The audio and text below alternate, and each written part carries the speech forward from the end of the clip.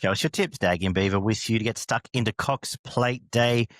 Beaver's on the mend after being a bit crook all week, so hopefully his voice holds up. How you travelling, buddy? Mate, I've been struggling along a little bit, so hopefully not too many coughing fits or loss of voice, but I'll struggle through, mate. You're a warrior, if nothing else. And kudos to you. You played the right straight bats last week and picked the eyes out of Kaying Rising and Half Yours and Kirk Whalen and such when I was too busy being a wanker. So well done. You had a big day. It's nothing new for you, mates, No, but it's not. the Beaver was in fine form and managed to get a nice few winners there for the punters. Very impressive, Kaying. Who was I to ever doubt it? Unbelievable, just untouched. Quality horse. Just posied up in perfect position, great ride, hooked it out, and there didn't look to be too much doubt all the way through. No, that's right. Fairly easy watch.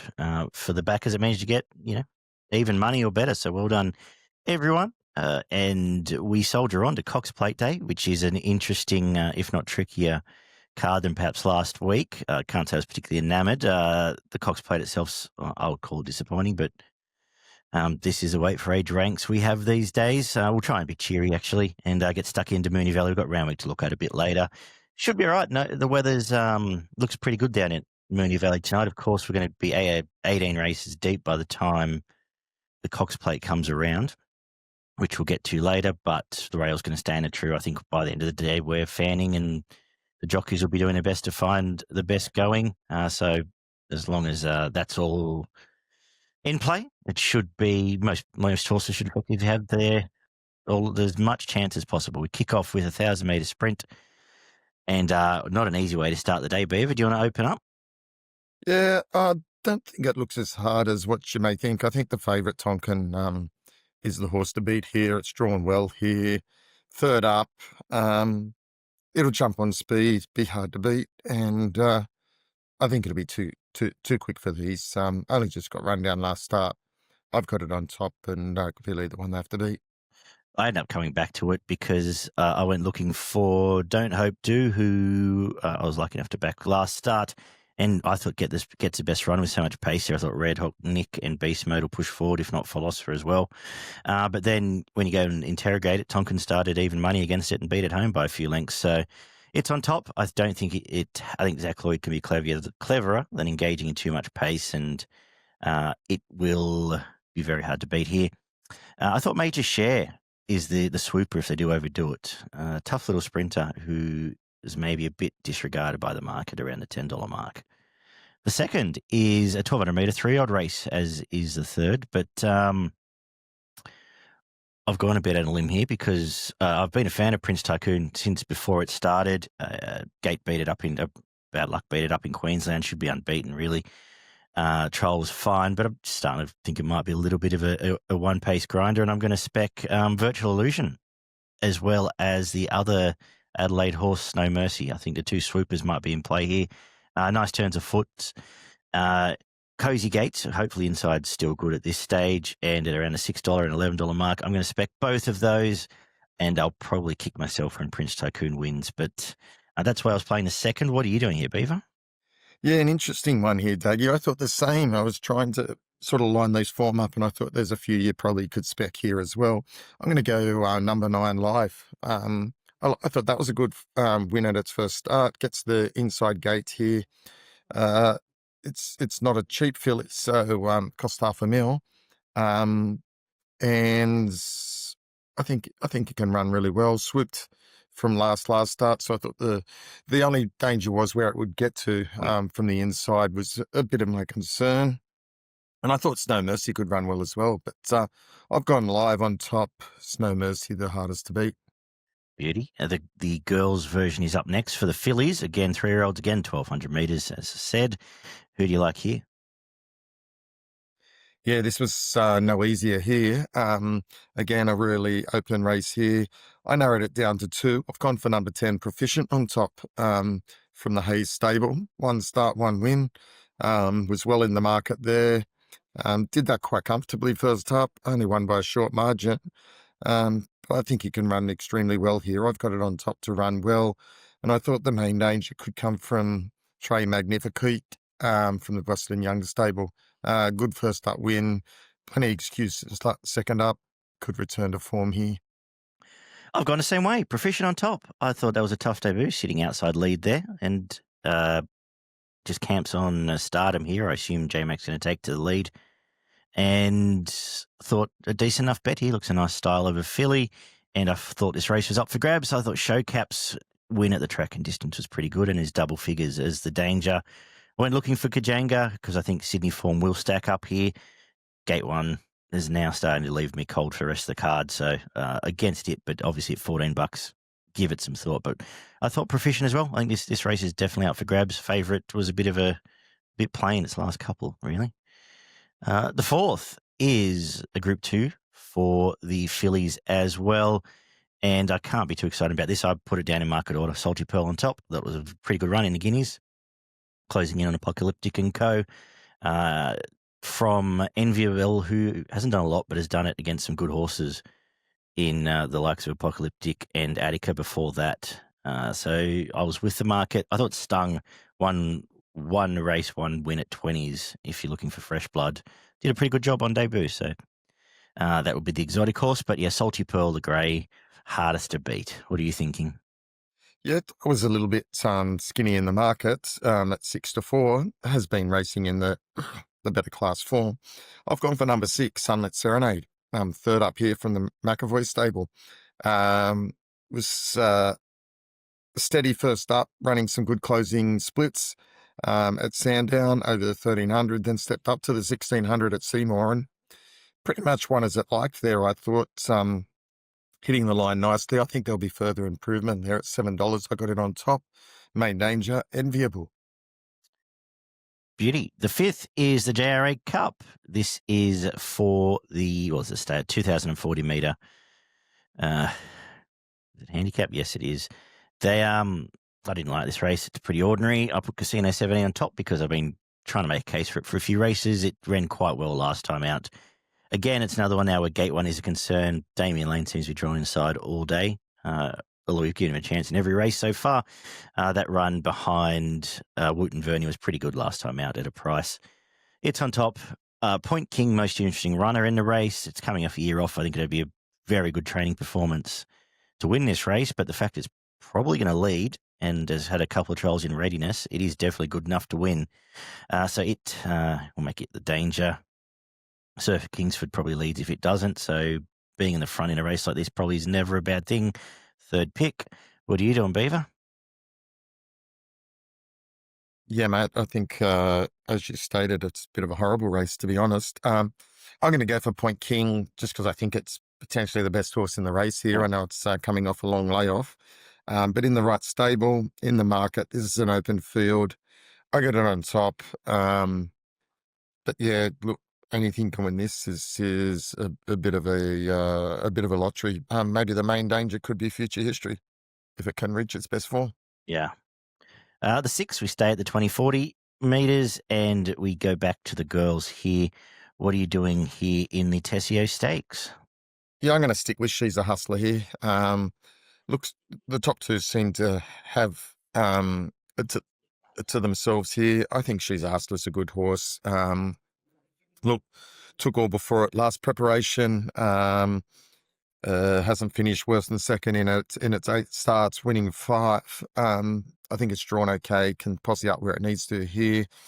And in this field, I think it's definitely the horse to beat. I got it on top. I've gone the other one. She's Unusual. Sydney form.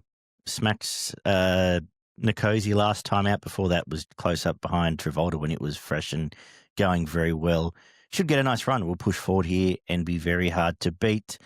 Forgiving, see what I see. I thought it went one. I made the case for it last time out. It went a bit one. She went a bit one paced at the mile. There, I think unbeaten now at 2,000 metres. Hard fit, will run a race, and definitely not knocking. She's a Hustler. Just went the other way. The quaddie kicks off with the Crystal Mile, which is a weight for age, obviously, mile. And I've got Rise on Dawn on top here. Coming off the Sydney run, it should camp on Golden Path and El Rocco, I think. It has a choice to lead. Should it not, and now third up, now hard fit, very hard to beat. One danger, and that's Beaver's Girl Oh Too Good. Again, Damien Lane, again, gate one. Will get the right run, though, because it is very versatile. So, as the market suggests, I think that we can play the pointy end with a little bit of confidence. If you are a Golden Path fan, you can forgive that last run, though, and should get a cozy on pace set up. What are you doing, Beaver? Same as you. I thought you summed it up perfectly there. I think that's the way it's going to pan out. So I think Rise at Dawn now should be cherry right for this third up. Looks to posse up where it needs to here from gate two. Mickey D should ride a beauty here, and it should be hard to beat with the main danger. Oh, too good. As you stated, it probably will camp somewhere near it and challenge it. But I think Rise at Dawn at $4 is a nice bet. Yeah. Up next, we've got the 1200 metre Group 2 McEwen Stakes, and a very interesting race because we see Charmstone off a Group 1 win at a big price take on Tropicus. Which way are you going? Yeah, I'm going to stick here with Charmstone. That was there was a lot to like about that first up win. I expect that it'll repeat that type of form here. This is not an overly strong race, to be totally honest. Tropicus is definitely the main danger. It's going to lead them up and give it something to chase, that's for sure.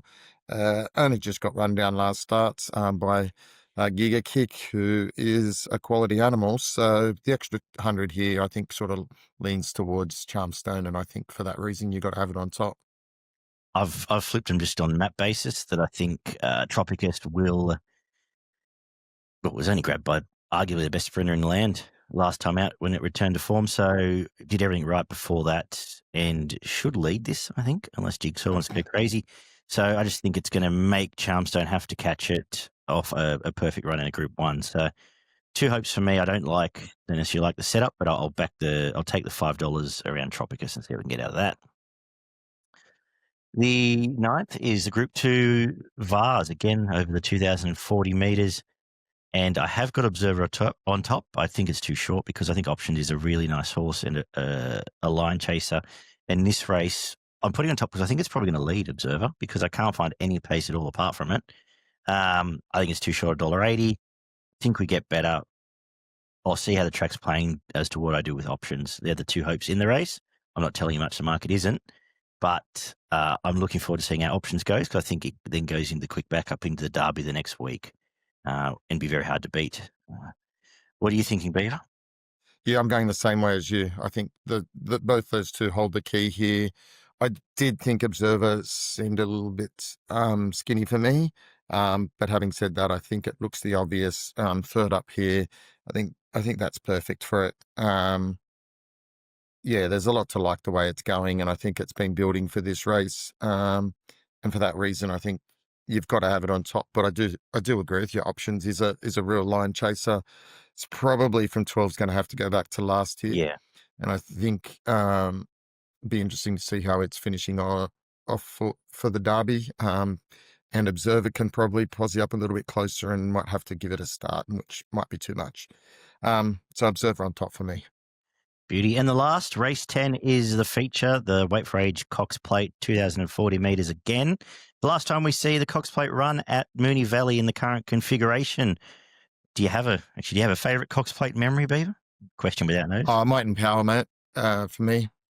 I love Might and Power. That's cool. 2010, So You Think, I think was my favourite. So yes, yeah, after this week.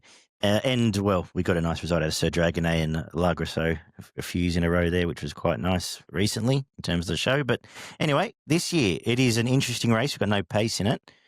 It's only interesting because I don't think it's very good. And it's not often you get to a Cox Plate and most of the horses haven't won leading into it. Well, I think 2 horses have won this prep at all leading into it, Tresamote and Via, fresh. What do we do here? Are you overanalyzing it? Well, this is, if I say heaps, Via Sistina win by 4 lengths, and you know what I mean? I just don't like the race because I could see it winning by 4. I don't particularly like the setup, and I want to tip Antino. So yeah, I just think to Via Sistina winning the Cox Plate and Donkey licking him, and I just see some kind of repeat here. I just think Waller's built it up for this race. It's had a lot of excuses the last two. They haven't been ideal runs, but I think it'll be primed for this, and this field is just no good. The bottom four are just no chance. Nepotism, Buckaroo, Attrition, and Light Infantry Man. You can put a line through those. Aliana, promising but not quite sure. Treasure the Moment. I just think it had a great first up run, but I know it's ran second the last two, but in small fields, and they were both winnable races. Couldn't run down Pride of Jenny, and couldn't get past Globe. Geez, it'd have to. I just don't know that it can do that. And Antino's probably the only main danger when you all things being equal. And yeah, I just don't think it can go with Via Sistina if it's anywhere near its best. I think if Via Sistina is 90% at its best, it probably wins this by 2 lengths. My concern is the gap job last year was chasing Pride of Jenny, a red hot, track records pace, and this is going to be a waddle. I think there's going to be a little bit of, does Blake try and take off on Antino? But if he does, I think Via tags it. It's very interesting because that's the sort of ride Blake will look for, and I think that's the sort of ride James McDonald will be hoping for. Because we've seen where Mr. Brightside got its own way, it just ran off and won that race a couple of last month, and so I'm a bit spooked by it all. I'm tipping Antino. The only bet I want to have is Antino, and I'm going to back Attrition because it's 50s. And it probably more a place, like 1 by 2, because it's 50s, and I can see Craig Williams actually putting it into the race. And I thought its run behind Lindemann was pretty good, and the run before that was pretty good. That all being said, Via Sistina will probably win. So if that's what you want to take away, I can understand people just loading up on it. Yeah, I don't know. As you say, Nepotism's none. I don't think Buckaroo's any. I think light Infantry's any. I don't think Treasure the Moment's any. So it'll probably just be Via Sistina beats Antino, beats Aliana. But I just think there's some intrigue with it. Maybe Craig Williams having a crack on Attrition. That all being said, that made sense. I agree with that, but I'm just trying to work out the market. $2.20 just seems juicy in this field. I think so. I think Nepotism should be hundreds, to be honest. And I think. You could. I know I'm just looking at the one. There's probably a better market actually. But yeah, I agree. It just feels like to me, Via Sistina in this field should be $1.80. But does that suggest she's not going as well? Well, I think that's what people think, she's not going as well. Yeah. But I think you've got to look up. First up was outstanding. Yeah. And then the next start. Antino had a run last start, but I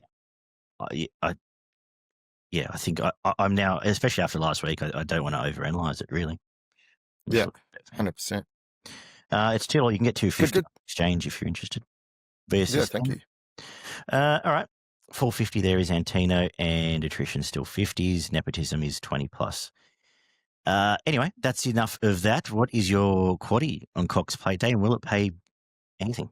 Yeah, not overly excited about the quaddie here, so little bit skinny and try and get as much value as you can out of it.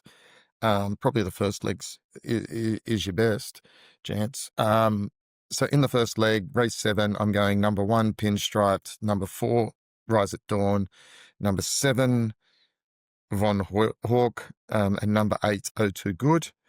In the second leg, as my feed goes, I'm going number 3, number 5, and number 7. So I've just lost the names of those. Tropicus, Charmstone, and Bridal Waltz.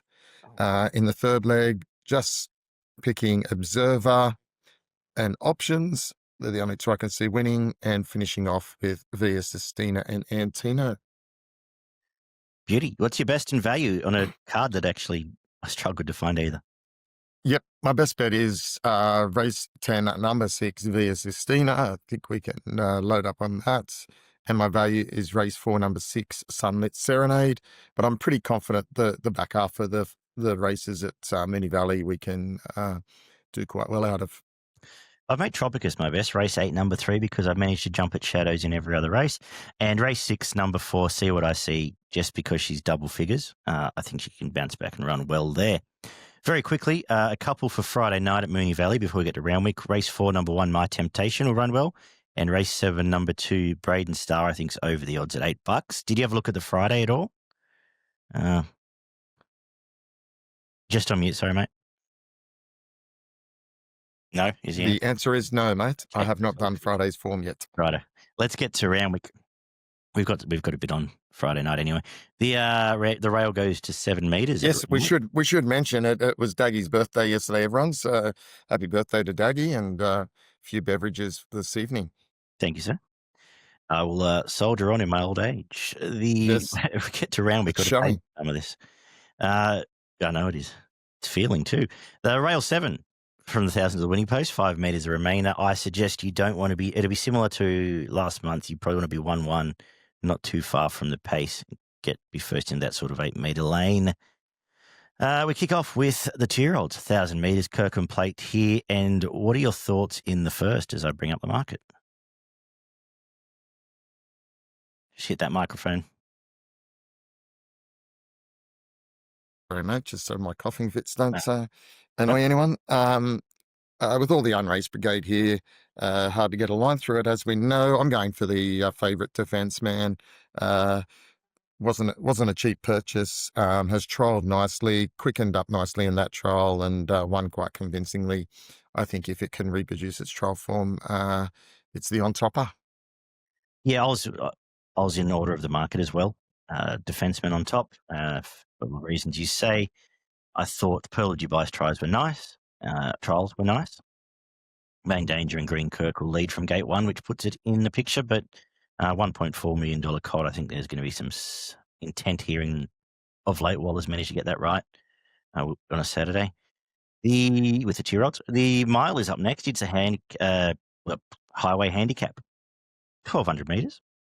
I tell light 600 meters. The midway is 1,200. 1,600 meters highway. Get back on track here. Krista on top for me. Right run, right jockey, right position. I think it and Poison Point were the obvious starting points when I looked at this race, coming through the highway lead-ups. And once more, I'll probably have something on Upwardly Mobile, who should have been the finish both occasions here, but he's going to be back and just needs a bit of early pace to actually win something like this. Anything for you? Yeah, I'm going to stick with the favourite here, Poison Point. I think it probably gets the right run from gate 4. Is up in the weights here, but look, I think it's been the most consistent out of these recently and hardest to beat. And if you're looking for a bit of value, number 2, Ghost Walker, going okay as well, around the double-figure odds. Yeah, gets a great map, I suggest. The third is a 1,200 metre midway, benchmark 72, and I thought this was tricky. Beaver, who do you like? I thought it was tricky as well. The favourite's drawn wide off the track, resuming. Might have a little bit of ability, but based on the draw and that, I kind of moved away for it. I went for Mafia. Not a lot of confidence here, but I thought consistent enough. I thought it showed enough in its last start at Musselbrook against a horse that's going okay, and Earl of Bantry, and has done okay in town. I thought he could run okay, probably jumps on pace, and not a lot of good chases here, so might go okay. The horse I went looking for was Motor Scarfo, and might want to run Thompson Stable, not necessarily first up yard, but it did some nice things last prep, and I thought the trials were very quiet. So I suggest it might be going quite well, but might want to warm up from gate 14.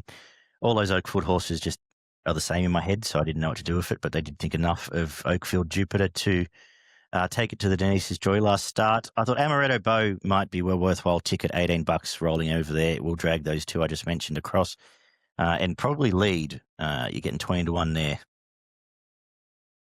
Nothing else I really want to say there. Killer Cur race like this is worth a place ticket. The fourth is a 1,600 metre open quality, perhaps the lowest Saturday race I can remember in a long time, since the last time I said that. I was all geared up when I started. I was all geared up to bag Victoria Road, but it only needs 3 legs to win this, to be honest. I don't like the race. I don't like the favourite. I might have a bet on Jojo Was a Man, because at least it does put its head out once it starts getting into a prep and is fit. I might also have something on Fortune, because I know it just went to Canberra and got beat, but last time we saw it in town, it was winning at the track. And that's more than what you can say for most of these. A disgusting affair that, yeah, you want some odds to play in. What are you doing, Beaver? Yeah, disgusting affair. I won't be betting in, but if I had to have a bet, I'd stick with Kintyre, purely based on the fact that it's been racing in better company than this. Went to Caulfield, ran behind Zoo Sensation and King Zephyr, and then prior to that was in the Bill Ritchie. Only finished 3 lengths behind Will With Your Blessing and Bestow. That's better form and better quality than this. So no confidence, but that's the way I'd be leaning. The 5th is the Brian Crowley Stakes, 1,200 metres for the 3-year-olds. It is a listed race. Give us some idea here. Yeah, it doesn't get too much easier. I've gone for the resuming number 7 here, Skyglider, from the Wallace stable. Led throughout in its only start at Canterbury, won quite well, was in the market. Some of the horses in that have done okay. This is not a great field, so I thought it could run well. Maybe the main danger is the horse that's won 2 races, Young Mr. Grace, both at Hawkesbury, been backed off the map in those. It might run well as well, but again, hard to find a clear tip here, so that's the way I've gone. I've gone with it as well because I think it maps really well here, and I wanted to take on the favourite off the 2 Hawkesbury wins. And so I got in on top from Grand Eagle, who just doesn't like keeping up early in these last couple, but should have been closer, had no luck coming through stronger races its last 2. If Nash can get it out of the gate at all and put it on into the race, it'll be very hard to beat. And I've just noticed there's money for it. I've got a feeling it might be the best horse in this race if they put it all together. So yeah, I was sort of coming with you there. No knock on Miss Freeloff of a win because it's not the strongest race. The 6 is an 1,800 metre, well, it's the Craven Plate, weight for age, 1,800 metres, and just more evidence that the weight for age ranks at the moment are hot, steaming garbage. I'm in a good mood today. Lindemann will win. It had no chasers last time and has less chasers this time. It's about to go past 4 million in prize money, Lindemann. So, yeah, Nash will get it home. Probably should have ran the Cox Plate. It probably would have been half a chance.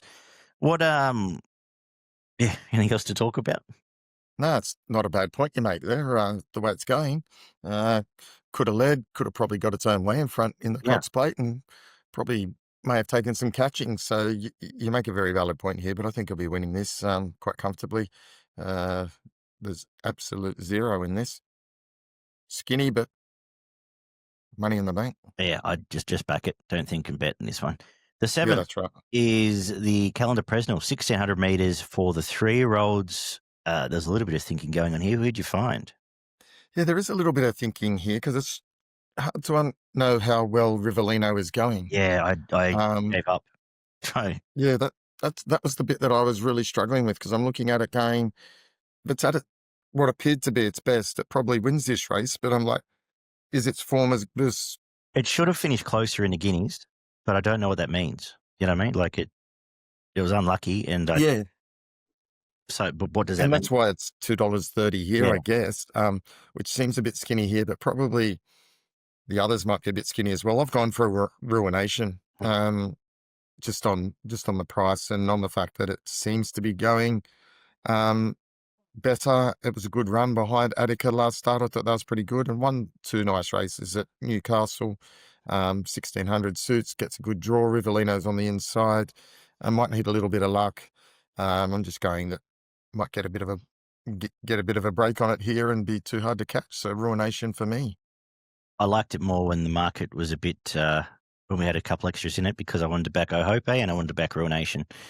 They're both a bit skinny now.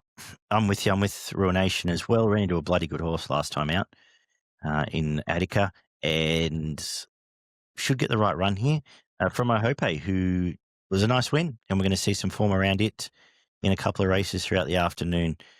Just going to take on Rivellino, and I'll leave it at that. The 8th is the Group 1 on the card, as I join you with the fit.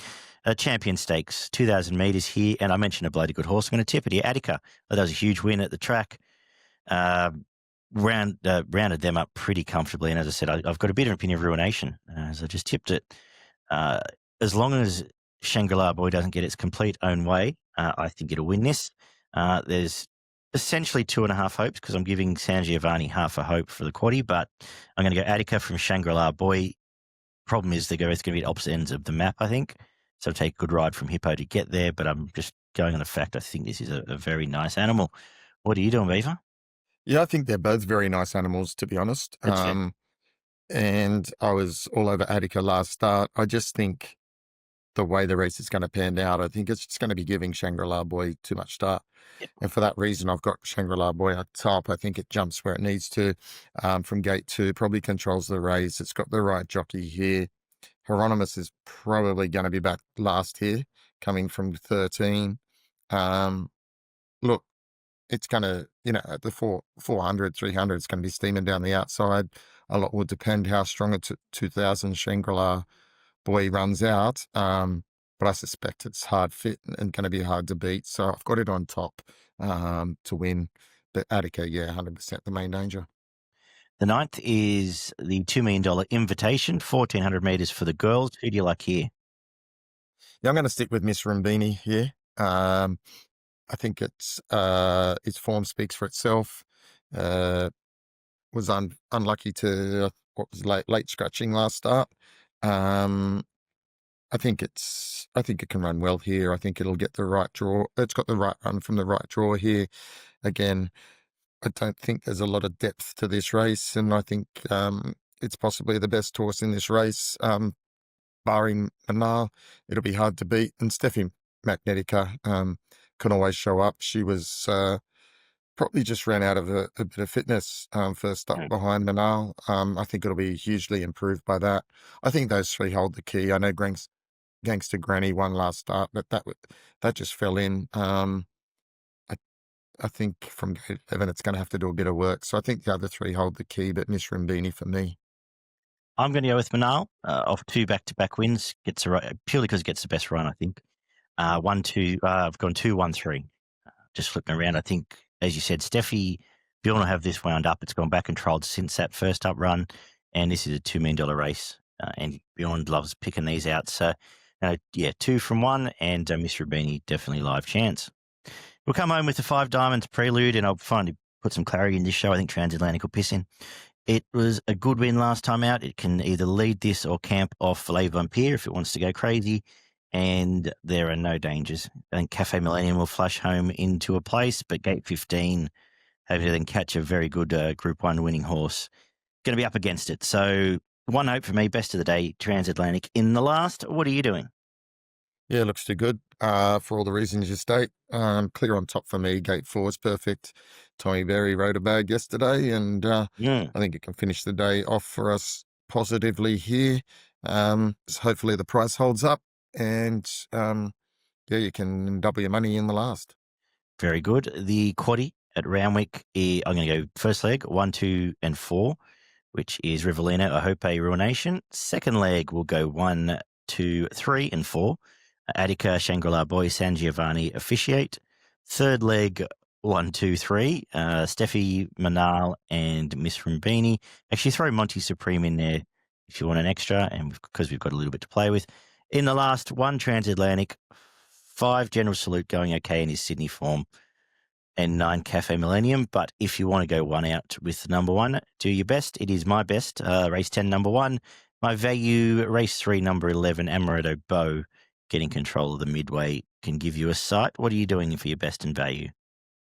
Yeah, look, my best bets comes up in race 1 and number 2, Defensemen. I think that's the best bet, so I'll go the other end of the card for you and have it on top. And my value bet comes up in race 5, number 7, Skyglider. Beauty. We just quickly will mention Spotify is back up, so I know some people don't like looking at our heads. You can go and listen to us on Spotify or Apple Podcasts again. The written edition should be up very shortly as well, so you can follow on through the afternoon. Queensland, very quickly, Morpheville 1 bet over there in Adelaide. Race 8, number 4, touchdown for the Hayes boys. Should get the job done. What's going on in Queensland? Yeah, I've got 3 nice ones up in Queensland for us here. Race 3, number 3, Royal Mover. I think that can get you off to a good start. Race 6, number 11, Mr. Buster. I think it'll be winning, followed off by race 7, number 6, Solophone. So I think multi all those three up, and I think you might get a nice little payout there, about around the 8-10 to 1 mark. Beautiful. Thank you, Beaver. Thank you, sir. Thanks for tuning in. It's Melbourne Cup week next time you see us. We will be back next Thursday night to look at Derby Day. We'll have a Sunday show looking at the Cup and the big day from Flemington, and I'll try and get out Oaks preview as well. If Beaver wants to join me, he's more than welcome as usual. See how where we can crowbar that in. That'll be out, I'd say, Wednesday afternoonish. Take care, guys. Big week ahead. Good punting. Let's fill the boots. See yous. That's the plan.